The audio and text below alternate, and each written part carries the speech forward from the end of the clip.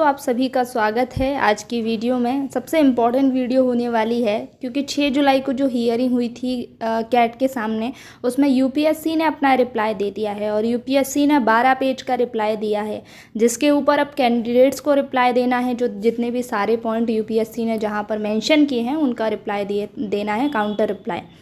तो क्या क्या इम्पोर्टेंट चीज़ यूपीएससी ने यहाँ पर कहीं मैं आपको बताऊँगी। रिप्लाई दिया है उसके एक एक पॉइंट को अच्छी तरीके से डिस्कस करेंगे, जो इम्पोर्टेंट चीज़ें हैं उनको देखेंगे। तो चलिए स्टार्ट करते हैं। केस का ये पहले पेज में यूपीएससी ने यही बताया कि हम कॉन्स्टिट्यूशनल बॉडी हैं, वो कॉन्स्टिट्यूशन के हिसाब से काम कर रहे हैं, कॉन्स्टिट्यूशन ने हमें बनाया है और हम अपनी पावर भी कॉन्स्टिट्यूशन से ड्राइव करते हैं। 320 में हमें पावर दी गई है वेरियस फंक्शन और ड्यूटीज़ करने की। पहले पेज में यही बताया गया है। फोर्थ पॉइंट यहाँ पर इम्पोर्टेंट हो जाता है क्योंकि फोर्थ पॉइंट में यूपीएससी कहती है कि हम कॉन्स्टिट्यूशनल बॉडी हैं, हमारे पास कॉन्स्टिट्यूशनल ऑब्लिगेशन है और कमीशन के पास ये पावर है कि वो जो इंटरनल ऑटोनॉमस है उसको मेंटेन कर सकती है अपनी फंक्शनिंग और प्रोसीजर में। पाँचवें में यहाँ पर बोलती है कि जो कमीशन है वो ऐसे ही नहीं बना हुआ है, उसमें बहुत सारे एक्सपीरियंस और एक्सपर्ट बैठे हुए हैं, बहुत साउंड सिस्टम है, प्रोसीजर बहुत साउंड है और इसकी फंक्शनिंग को जो है कॉन्स्टिट्यूशन के हिसाब से ही किया जाता है। फंक्शनिंग बहुत ट्रांसपेरेंट है, ऑब्जेक्टिव, फेयर और जस्ट मैनर में होती है और इस चीज़ को बहुत सारी कोर्ट्स ने भी माना है, इंक्लूडिंग अपेक्स कोर्ट यानी कि सुप्रीम कोर्ट ने भी इस चीज़ को माना है। फिफ्थ पॉइंट में ये कह रही है यूपीएससी, अपनी तारीफ कर रही है। देन उसके बाद जो इम्पोर्टेंट पॉइंट है वो है सेवेंथ में कमीशन कहती है कि हम बहुत सारे एग्ज़ाम कंडक्ट कराते हैं, ग्रेड ए के, ग्रेड बी के, इंक्लूडिंग ऑल इंडिया सर्विसेज के एग्ज़ाम, आईएएस, आईपीएस और आईएफएस के, इंडियन फॉरेस्ट सर्विस के, और ये सारे एग्जामिनेशन जो है हम कॉन्स्टिट्यूशनल ऑब्लिगेशन के अंडर रहकर ही करवाते हैं, फेयर और ट्रांसपेरेंट मैनर में। यहाँ पर हम ये सारे ही एग्ज़ाम को सोलली मेरिट के बेस पर जज करते हैं, मेरिट के बेस पर कराते हैं। अब ऐसे मेरिट के बेस के एग्जामिनेशन में जुडिशियल इंटरवेंशन नहीं हो सकता, जुडिशरी का इंटरफेरेंस नहीं हो सकता, क्योंकि आपके सामने कुछ कैंडिडेट जो क्वालिफाई नहीं कर पाए उन्होंने पिटीशन डाली है। अगर आपने इस पिटीशन को एंटरटेन किया तो ये एक ऐसे पेंडोरा बॉक्स को ओपन कर देगी जो कि दिक्कत करेगा कमीशन को भी और बाकी स्टेट पीसीएस और एसएससी को भी।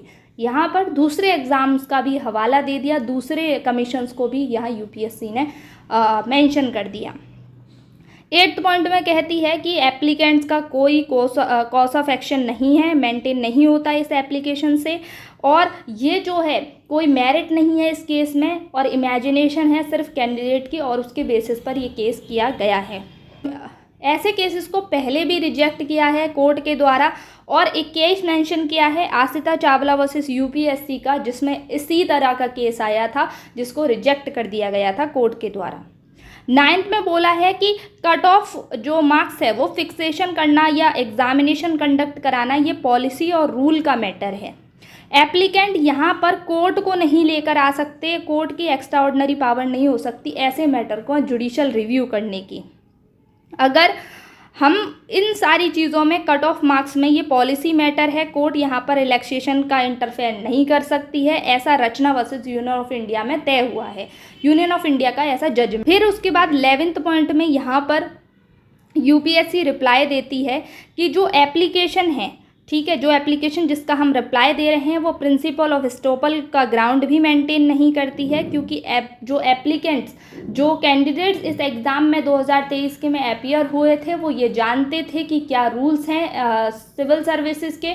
33% का क्राइटेरिया क्वालिफाइंग मार्क्स वो जानते थे सीसेट का और उसके बाद ही वो एग्ज़ाम में आए, उसके बाद ही उन्होंने वो एग्ज़ाम दिया।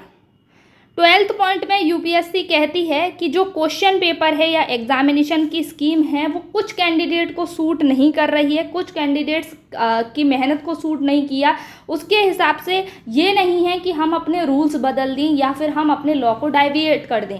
उसके बाद 13वें पॉइंट में यूपीएससी कहती है कि अगर कट ऑफ जो मार्क्स हैं उसमें ऑनरेबल ट्रिब्यूनल ने इंटरफेयर किया और जो कैंडिडेट हैं, मेरिटोरियस कैंडिडेट्स हैं जो मेरिट के बेसिस पर पास हुए हैं और मेंस एग्जामिनेशन के एलिजिबल हैं, और अगर आपने कट ऑफ कम कर दिया तो वो भी अफेक्टेड होंगे। हो सकता है कि वो मेरिट से बाहर हो जाएं, क्योंकि मान लीजिए अगर सीसेट के बेसिस पर सब कुछ तय होना है, तो सीसेट का अगर कट ऑफ कम कर दिया, 33 से 23 कर दिया, तो बहुत सारे ऐसे बच्चे होंगे जो फर्स्ट पेपर में बाहर हो जाएंगे, क्योंकि फिर उस समय पेपर फर्स्ट का कट ऑफ बढ़ सकता है। तो यहाँ पर जो सबसे इम्पोर्टेंट मुद्दा चल रहा था कि यूपीएससी ने अपना पैटर्न चेंज किया है सीसेट का, जो कि किया है।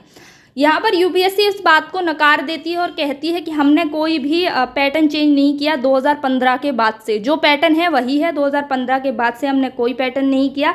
और जो पेपर सेकंड की बात आप कर रहे हो सीसेट की, वो जो पेपर है वो एक्सपर्ट्स बनाते हैं, एक्सपर्ट्स की पैनल बनाती है, और जो 10th के लेवल का जो हमने सिलेबस दिया है उसके स्किल्स के हिसाब से बनाते हैं। तो यहाँ पर जो सिलेबस है उससे हम बिल्कुल डेविएट नहीं हुए हैं, वही सिलेबस में जो है हमने वही दिया है। अब यहाँ पर कहती है कि आपको 80 में से 27 क्वेश्चन सॉल्व करने होते हैं, यानी कि अप्रॉक्सीमेटली 34% आपको करने होते हैं, जिसमें से कॉम्प्रिहेंशन भी होते हैं। अगर परमुटेशन कॉम्बिनेशन ऐसा सच आपको सीखने की ज़रूरत नहीं है। अगर आपने 10th क्लास की मैथ की है, यहाँ यूपीएससी ये तर्क देती है कि 10th क्लास की मैथ आपको आती होगी तो आप परमुटेशन कॉम्बिनेशन को लॉजिक से कर लोगे 2 घंटे के अंदर। यहाँ पर ये लॉजिक दिया यूपीएससी ने।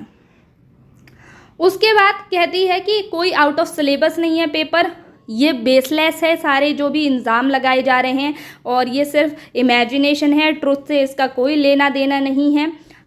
जो पेपर हमने दिया है वो आपकी मेंटल एबिलिटी को चेक करने के लिए सोनली लॉजिकल के बेसिस पर था, सिर्फ यही। इसके बाद लास्ट में यूपीएससी सबसे इम्पॉर्टेंट पॉइंट का रिप्लाई देती हुई ये कहती है, क्योंकि ये दावा किया जा रहा था कैंडिडेट्स के द्वारा कि जो इंजीनियरिंग बैकग्राउंड के बच्चे हैं या फिर जिनके पास मैथ्स रही है वही क्वालिफाई कर पाए हैं पीटी, तो ये कहती है कि ये आंकड़े बिल्कुल गलत हैं, क्योंकि इससे विपरीत आंकड़े आ रहे हैं। इस बार के आंकड़े हालांकि नहीं दिए, यहाँ पर ये मेंशन कर दिया कि ये जो क्लेम है वो विपरीत है। जो आप कह रहे हो कि मैथ्स इस बैकग्राउंड के बच्चे ही, पर्टिकुलर बैकग्राउंड के बच्चे ही क्लियर करने में सफल रहते हैं, लेकिन आंकड़े कुछ और बता रहे हैं, ये यहाँ पर कहा है, आंकड़े नहीं दिए। अब कैंडिडेट्स को इन सारे पॉइंट्स का एक एक करके जवाब देना पड़ेगा यूपीएससी को, क्योंकि यूपीएससी ने अपना रिप्लाई दे दिया है। कुछ पॉइंट ऐसे हैं जिसमें यूपीएससी बिल्कुल मुकर गई है कि ऐसा कुछ भी नहीं हुआ है। अब देखते हैं कि कैंडिडेट्स इसके ऊपर क्या जवाब देते हैं। सबका इसके ऊपर क्या कहना है, यूपीएससी के रिप्लाईज़ के ऊपर आपका क्या कहना है, मुझे कमेंट सेक्शन में ज़रूर बताइएगा। तब तक के लिए जय हिंद, जय भारत।